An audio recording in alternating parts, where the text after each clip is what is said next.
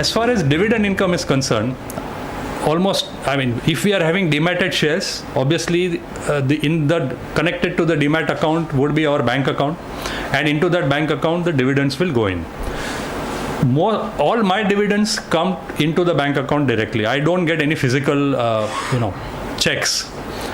It is possible that some of you may be getting physical checks, but I'm saying that these are all exceptions to the rule, and very, very soon a day will come when those exceptions will also go away, and it will be absolutely mandatory to get everything into your electronic format.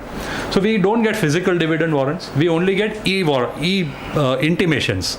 You get from the Carby or CAM or whatever it is, that on so-and-so date or link time that so-and-so date this company has paid X rupees into your bank account. So question is, how do we save this?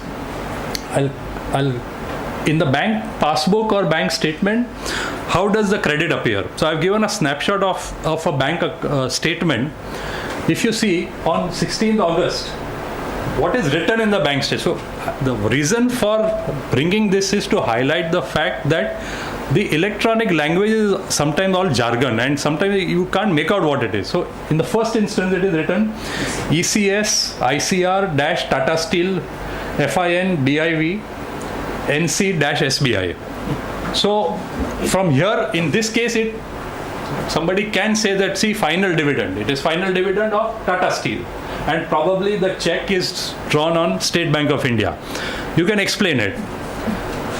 ECS, I say again, TCL final. Now TCL, you have to then start figuring out what is TCL. Tata Steel, so far so good. TCL could be what? Tata Consultancy Service Limited, Tata Chemicals Limited, or something else altogether. ECS, ICR, Mindtech India Limited, NC SBI. The word dividend, final, FIN, DIV, two words have disappeared.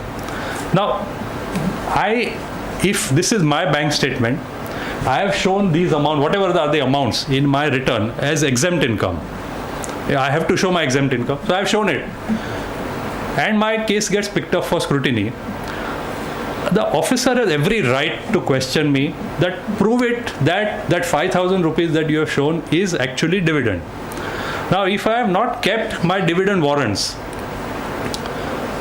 if the bank statement, so is this bank statement enough as evidence to prove that 5,000 rupees which I have shown as dividend is actually dividend?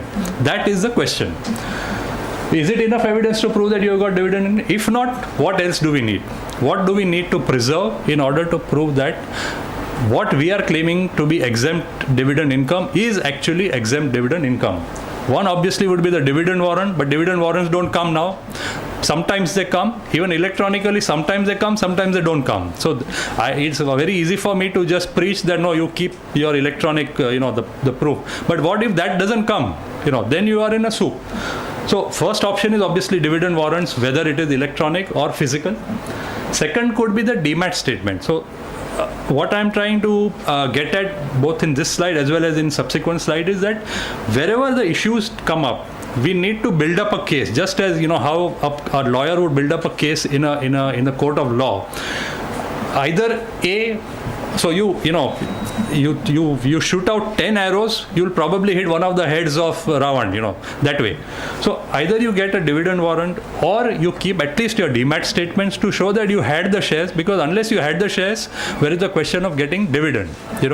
So for example, Mindtech. Now Mindtech, it's not written over here whether it's dividend or what it is. It could very well be interest on debentures of Mindtech, for example. So if I don't have any dividend warrant, but I have my the demat statement which shows that I have shares of Mindtech, then I am in a far stronger ground when it comes to proving that I have got dividend from Mindtech. But then I will also need to find out, I may have shares of Mindtech, but what is the proof that Mindtech gave dividend? So then I will need to probably go to a site where the history of the company is there, the dividend paying history, all the corporate actions are given. Say for example moneycontrol.com, I don't know whether Moneylife has it, but any site which gives all that history, that in so and so was the record date for Tata Steel for paying dividend at 20% or 30% or whatever it is, or it was a record date for bonus shares in 1:1 ratio, so and so date, etc.